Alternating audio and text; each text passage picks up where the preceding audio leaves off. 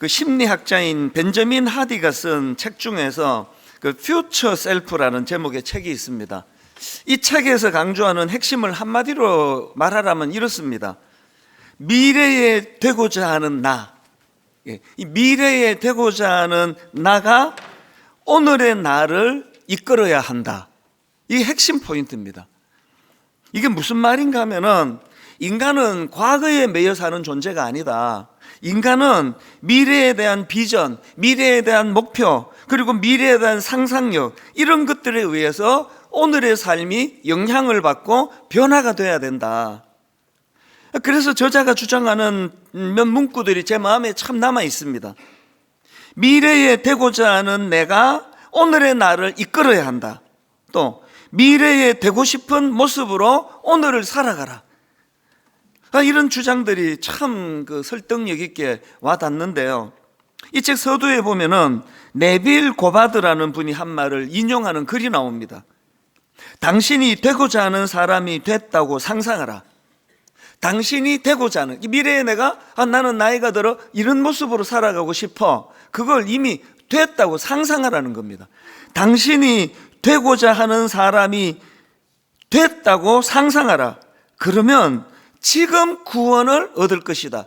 지금 그 영향을, 선한 영향을 받을 것이다. 그 말 아닙니까? 이 계속 강조하는 게 언젠가 도달하게 될 미래에 대한 꿈을 품고 그 꿈이, 그 소망이 오늘의 나에게 영향을 미쳐야 된다. 이게 왜 저에게 그렇게 와닿는가 하면은요, 이런 메시지들은 사실 성경이 특히 예수 그리스도의 말씀 속에 일관되게 강조되는 그런 메시지들이기 때문입니다. 오늘 본문도 마찬가지 아닙니까? 오늘 본문 요한 1서 3장 2절을 보십시오. 사랑하는 자들아, 우리가 지금은 하나님의 자녀라. 장래에 어떻게 될지는 아직 나타나지 아니하였으나 그가 나타나시면 우리가 그와 같을 줄을 아는 것은 그의 참모습 그대로 볼 것이기 때문이니. 요지를 아시겠죠? 우리의 장래가 어떻게 될지 우리 잘 모릅니다. 우리의 장래가 어떻게 될지 알 수 없지만, 그러나 우리가 아는 한 가지, 확실한 한 가지가 있는데, 장차 예수 그리스도께서 다시 오실 때 우리는 그분처럼 변화될 것입니다. 그분을 닮은 나, 그분의 거룩을 닮은 나, 그분의 성숙을 닮은 나, 그런 주님의 모습으로 내가 변화될 것입니다. 우리가 이런 미래를 향한 나 자신에 대한 어떤 기대감, 이런 건강한 상상력, 이것이 오늘의 내 삶에 영향을 미쳐야 된다는 겁니다. 장차 그리스도를 닮은 거룩한 사람이 될 것이라고 한다면 그 소망을 가지고 오늘 거룩을 향하여 발걸음을 내디뎌야 된다. 그런 요지의 내용입니다. 그 심리학에서 과거 결정론이라는 그 개념이 참 많이 우리들에게 영향을 미치는데요. 과거 결정론이란 뭔가 하면은 인간의 현재 모습과 행동이 우연히 형성된 것이 아니라 과거의 경험에 의해서 결정이 된다는 거죠. 특히 어린 시절에 받은 상처나 무의식 속에 각인된 그 기억들이 지금의 나의 성격을 만들고 지금의 나의 사고방식, 그리고 감정 반응에까지 깊이 영향을 미친다. 예를 들면 정신분석학자 프로이트는 인간의 정서적인 문제 대부분이 유년기의 상처와 또 무의식의 뿌리를 두고 있다, 그렇게 주장하는 거 아닙니까? 이 과거 경험이 무의식 속에 저장이 되어서 이제 어른이 되고 성인이 된 이후에도 그 행동과 감정에 영향을 미친다, 이런 주장들이 과거 결정론의 개념인데요. 이게 참 일리가 있죠. 그리고 근거가 있겠죠. 그런데 이런 주장들이 가지는 심각한 문제가 있습니다. 과거는 바꿀 수 없잖아요. 이미 어릴 때 상처를 받아버린 걸요. 이 관점에 매이면 이 과거는 바꿀 수 없고 그 과거의 상처가 내가 영향을 미친다는 사실을 내가 알고 있다가 보면은 이제 내 현재와 미래도 거기에 얽매여 가지고 난 이렇게밖에는 살 수가 없다, 이런 생각을 할 위험이 있는 겁니다. 그래서 결국 돌이킬 수 없는 과거에 우리 시선이 고정이 되다가 보면은 자꾸 우리를 수동적으로 만들어요. 난 그런 가정 환경에서 자란 걸 어떡하냐, 난 어릴 때 부모님이 날 배려를 많이 해주지 않은 걸, 부모님이 맨날 부정적인 말로 내게 상처를 준 걸 내가 어떻게 하겠냐고. 이런 이야기들 자주 하지 않습니까? 제가 이렇게 자존감이 낮은 이유는요, 어릴 때 아버지가 저를 너무 억압했기 때문이에요. 이런 이야기요. 저는 늘 비교당하며 자랐기 때문에 이렇게 불안하고 자신감이 없는 성격이 돼버렸습니다. 그 일리가 있겠죠. 맞는 얘기겠죠. 그러나 여러분 어떡합니까? 그렇게 상처를 받은 걸요, 그렇게 배려받지 못하고 자란 걸요, 그럼 이렇게 쭉 가야 되는 겁니까?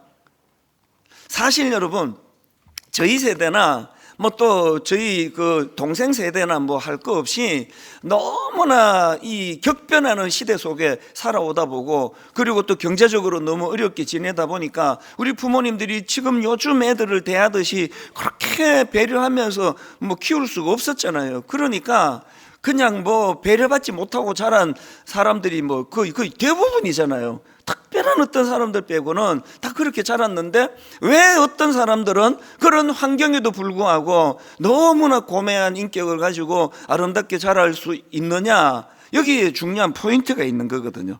여러분, 만약에 과거 결정론에 빠져서 참 무기력해 있는 그런 분이 계시다면 여러분 이제 성경을 읽으셔야 돼요. 이 성경이 다 그런 분들에 대한 미래의 길을 열어주시는 대안의 말씀들 아닙니까? 특별히 그 사복음서를 읽으면서 예수 그리스도께서 주시는 그 말씀을 깊이 들여다보셔야 됩니다.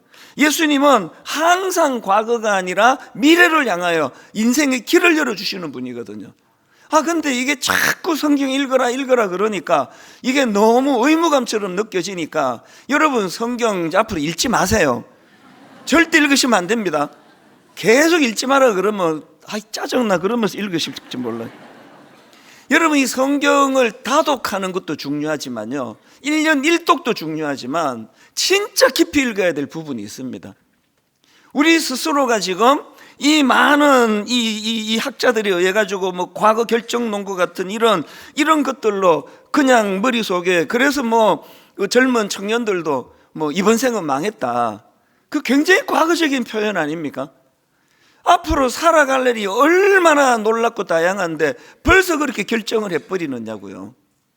이 예수님의 이 과거가 아니라 미래를 바라보게 하시는 그 내용들을 말씀으로 듣고 성경으로 읽고, 여러분이 너무나 잘 아시는 그 가늠하다 잡혀온 여인, 과거의 어떤 못된 짓 때문에 그의 현재가 묶임을 당하고 미래가 없어져 버린 여자 아닙니까? 그런 그를 예수님이 어떻게 대하십니까? 요한복음 8장 11절, 예수께서 이르시되 나도 너를 정죄하지 아니하노. 이건 과거로부터 내가 자유를 주겠다는 선언 아닙니까?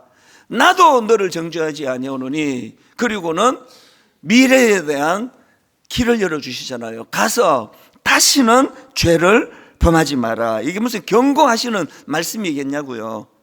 이제 너는 새롭게 살 수 있는 미래가 열렸다. 이제 너는 새로운 길을 걸어갈 수가 있다. 그 말씀이거든요.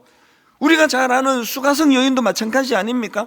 이 여인 역시도 과거에 받았던 엄청난 상처예요.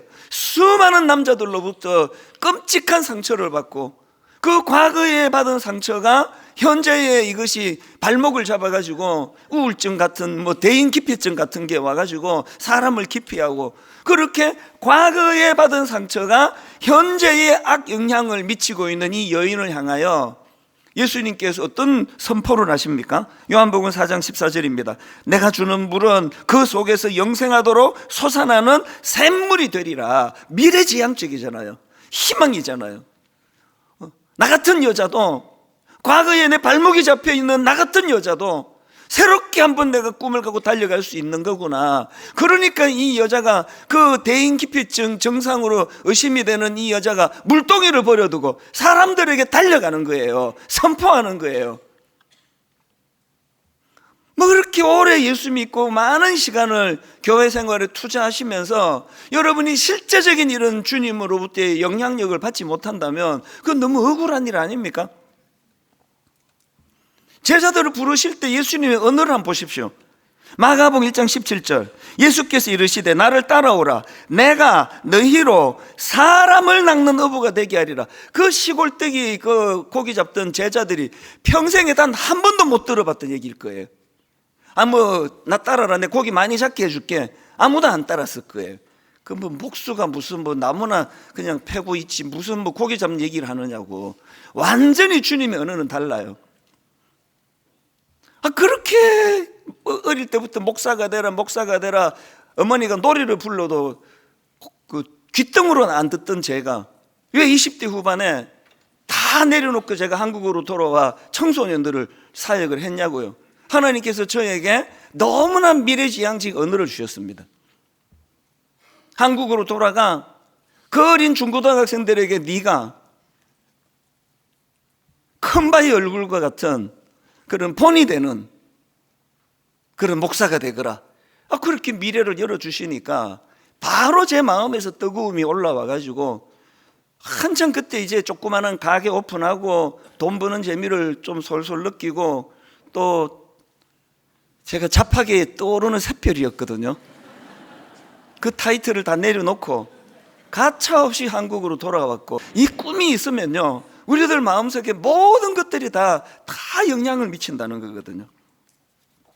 이런 예수님의 정신을 녹여놓은 말씀이 그게 히브리서 11장 1절 아닙니까? 믿음은 바라는 것들의 실상이요 보이지 않는 것들의 증거니. 여러분 오늘 한번 좀 한번 저를 따라 한번 큰 소리로 한번 선포해 보시겠습니까? 자, 제가 선창하겠습니다. 믿음은 바라는 것들의 실상이요 보이지 않는 것들의 증거니.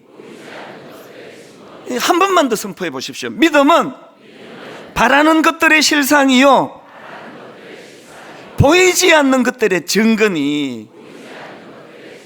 이 뭘 이야기합니까? 믿음은요 아직 오지 않은 미래를 온 것처럼 우리가 그것을 바라보는 힘, 이미 이루어진 것처럼 살아내는 능력, 이게 믿음이래요. 그래서 믿음이 내게 영향을 미쳐야 된다는 거죠. 그 퓨처 셀프라는 책에서 강조하는 거랑 똑같은 이야기 아닙니까? 미래에 되고자 하는 내가 오늘의 나를 이끌어야 한다.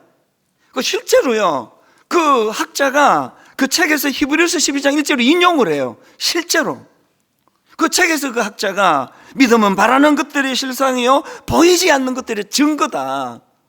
오늘 우리가 믿는 이 믿음이 오지 않은 미래를 당겨서 장차 내가 이루게 될 그 아름답고 놀라운 주님 닮은 그 거룩한 모습을 마음에 담고 그것이 오늘 우리의 삶에 영향을 미치게 될 줄로 믿습니다.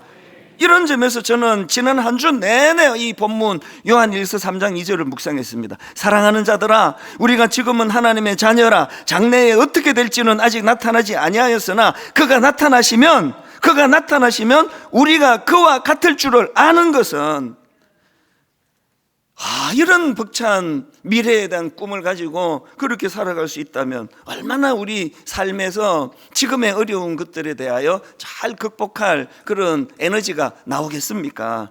제가 이 요한일서 3장 2절을 중심에다 두고 그 앞에 1절 그리고 그 다음 3절을 보니까 이 1절, 2절, 3절이 너무나 정교하게 2절이 1절에게 영향을 미치고 1절이 2절에게 영향을 미치고 2절이 3절에 영향을 미치고 3절이 1절에게 영향을 미치는 너무나 정교한 그런 메시지가 담겨 있는 것을 제가 발견을 했는데요. 여러분, 우리가 이 3장 2절에서 그가 나타나시면 우리가 그와 같을 줄을 아는 것은, 이 한마디를 마음에 담고 그 전후에 있는 말씀을 가지고 이제 정리를 좀 하면 좋겠는데요. 이런 2절에 나오는 이 미래지향적인 믿음, 이 믿음이 1절의 변화, 2절의 영향력으로 가게 되기를 저는 원합니다. 우리가 이런 미래지향적인 믿음을 가지고서 두 가지 변화를 꿈꾸어야 되는데요. 첫 번째가 역동회복, 역동회복. 1절은 그 역동 그 자체입니다. 보라, 아버지께서 어떠한 사랑을 우리에게 베푸사 하나님의 자녀라 일컬음을 얻게 하셨는가. 우리가 그러하도다. 여기 나오는 보라는요 명령형이에요. 보라, 너 저 봐야 된다. 제가 참고 자료들을 뒤져보니까 이 명령 속에 담겨있는 그 역동, 보라, 깊이 주목해야 된다. 감탄하며 응시해야 된다. 아버지께서 어떠한 사랑을 우리에게 베푸사 하나님의 자녀라 일컬음을 얻게 하셨나. 사실요 그 세상 사람들에게 우리 욕 먹는 거죠 당연하다고 생각해요. 자격이 있습니까? 우리가 주님의 거룩을 뭐 손톱만큼이라도 닮았습니까? 세상과의 구별이 있습니까? 없잖아요. 목사라고 뭐 무슨 더 뭐 세상 사람들이 보기에 정말 흠모할 만한 게 없잖아요. 그러기 때문에 이 보라가 더 감격이 되는 거거든요. 보라! 너같이 자격 없는 인생에게 어떠한 사랑이 너에게 부어졌길래 네가 지금 분당 우리 교회에서 설교를 하고 있는 거냐. 이게 역동을 가져다 줘요. 바로 어젠데요, 그 코리 키스라는 분이 쓴 무엇이 나를 살아있게 만드는가, 이 책을 제가 어제 발견한 거예요. 그래갖고 또 막 부랴부랴 이제 책을 구입해가지고 막 하여튼 여러분들한테 막 설교 좋은 거 들려주려고 막 어떨 때는 정말 버거워요. 막 그래서 어제 막 이제 이거를 정리를 하고 이제 다음 주에 좀 언급을 할 부분이 있을 것 같고요. 앞부분에서 제가 굉장히 깊은 깨달음을 얻었는데, 이 책에서 강조하는 핵심 단어는요, 이 미국 사람이 쓴 거니까 영어 단어인데요, languishing이라는 단어예요. languishing. 이 영어 단어는 시들함, 시들해짐, 이런 뜻을 가진 단어인데요, 이 책의 원래 제목도 이렇습니다. 시들어가는 삶 혹은 시들어짐, 그리고 땡땡하고 우리를 지치게 만드는 세상에서 다시 살아있음을 느끼는 방법. 이 시들어가는 삶, 시들어지게 만드는 이 세상의 구조 속에서 어떻게 우리가 살아남을 수 있겠느냐. 그러면서 이 저자가요, 그 서문에서 자기가 청소년 시절에 겪었던 그 시들어가는 삶을, 자기가 경험한 걸 거기다가 이제 기록해 놓은 게 참 와닿았습니다. 이 저자가 만 16세, 우리로 치면 지금 고등학교 1학년 나이에 자기 인생이 시들어갔대요. 그래서 이제 그 책에 보니까 침대에 누워가지고 어느 날 이제 침대에 누워가지고 천장을 멍하니 보고 있는 겁니다. 그 시들어가는 거예요. 제가 이건 뭔지 너무 잘 알거든요. 전 20대 초반에 미국에서 시들어가는 삶. 아침에 일어났는데 뭐 나가고 싶지도 않고 또 눈 뜨고 싶지도 않고 눈을 떠도 초점이 없고 멍하게 그냥 허공만 보고 있는 겁니다, 침대에서. 그랬더니 그 당시 이제 거기서 뭐 히트치는 유행가가 나왔나 보죠. 우리는 이제 팝송이라 그러지만 이런 유명한 가수의 노래가 이제 라디오에서 흘러나오는 겁니다. 가사가 이런 가사예요. 어디로 가는지 몰라. 그냥 어디론가 달리네. 그저 달리네. 텅 빈 채로. 그저 달리네. 아무것도 못 본 채로. 이 노래 제목이 텅 빈 채 그저 달리네. 지금 이 만 16살 나이가 자기 인생이 시들어가고 있어서 초점도 없이 멍하게 천장을 보고 있는데 어디로 가는지 몰라. 그냥 어디론가 달리네. 그저 달리네. 텅 빈 채로. 그저 달리네. 아무것도 못 본 채로. 그렇게 시들어가는 자기의 그 청소년 시절을 거기다가 피력을 했더라고요. 제가 이거 보고 알았죠. 그 인생이 시들어가는 게 나이로 되는 게 아니구나. 아니, 만 16살 같으면 뭐 그냥 뭐 우리 옛날 어른들 표현으로 막 쇳덩어리를 먹어도 소화를 시키는 나이다. 그렇게 어른들 말씀하셨지만 아니에요. 아무리 젊고 푸르푸르 돼도 시들어갈 수 있다는 거예요. 그래서 저는 이 글을, 책을 보면서 막 이제 급하게 이제 오늘 여기 인용할 거리들을 막 찾다가 문득 제 생각이 드는 거죠. 생각해 보니까요, 막 제가 지금 막 역동적으로 막 따라하라 그러고 보라 막 그러고 막 이렇게 지금 막 설교하지만요, 저 수시로 시들어가요. 저도 막 이러고 이제 집에 가면 시들시들해요. 아이고 죽겠다. 그러면 또 우리 아들이 그런 얘기를 한번 해서 마음이 아팠습니다. 전에 한번 그 가정이 살아나야 돼. 가정에서 역동이 살아나. 그러고는 월요일에 맨날 누워 있으니까 우리 아들이 그 좀 이제 어릴 때니까요. 우리 집은 맨날, 요즘 표현으로 말하자면, 그런 말 꼭 한 건 아니, 표현한 건 아니지만, 우리 집은 맨날 왜 이렇게 시들어가지? 그런 아픈 일들을 저도 경험해요. 그래서 시들어가요, 저도. 근데 중요한 건 뭔지 아십니까? 우리가 이렇게 시들어갈 때 그 허무한 노래나 듣고 눈물이나 찔끔찔끔 흘리는 것이 아니라, 아까 말씀을 드렸잖아요. 요한일서 3장 1절. 보라! 아버지께서 어떠한 사랑을 우리에게 베푸사 하나님의 자녀라 일컬음을 얻게 하셨는가. 우리가 그러하도다. 그리고는 바로 그 다음 2절에서 아까 우리가 사랑하는 자들아, 우리가 지금은 하나님의 자녀라. 장래에 어떻게 될지는 아직 나타나지 아니하였으나 그가 나타나시면 우리가 그와 같을 줄을 아는 것은 그의 참모습 그대로 볼 것이기 때문이니. 제가 시들시들한데 저는 회복이 잘 돼요. 복구력이 좋아요. 잘 회복이 돼요. 그러고 나면 저의 미래에 대해 다시 꿈을 꾸고, 아버지 지금 여전히 나이가 많이 들어가지만 저는 참 보잘것없는 인생입니다. 저는 목사라는 타이틀을 갖고 있지만 부끄러운 게 많은 인생입니다. 그러나 주님이 아까 그 수가성 여인을 향하여 미래를 향하여 길을 열어주시고 꿈을 품게 해주시고, 이제 보라! 아버지께서 어떠한 사랑을 우리에게 베푸사 하나님의 자녀라 일컬음을 얻게 하셨는가? 우리가 그러하도다. 여러분, 시들어가는 인생들 가운데 늘 주님 주신 이런 역동이 살아나는 믿음의 성도님들 되시기를 바랍니다. 두 번째로요, 이 미래지향적인 믿음이 주는 변화가 하나 더 있는데 거룩을 추구하는 거예요. 거룩.